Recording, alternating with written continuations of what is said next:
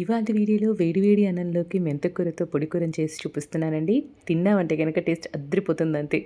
ముందుగా అయితే 2 టేబుల్ స్పూన్ల పల్లీల్ని కొద్దిగా వేయించేసుకొని, కొద్దిగా దాల్చిన చెక్కని, 1 స్పూన్ ధనియాలు, అర టీ స్పూన్ జీలకర్ర, 1 స్పూన్ తెల్ల నువ్వులు వేసి, అలాగే 4 గుంటూరు మిరపకాయలు, ఒక 3 బ్యాడిగి మిరపకాయలు వేసేసి చక్కగా వేయించేసుకోవాలనమాట. గ్లాస్‌లో ఇక్కడ గెర్ర చూపించాను కదా! ఆ గెర్రకి కందిపప్పుని ఇలా పలుకులుగా ఉడికించేసుకున్నాను.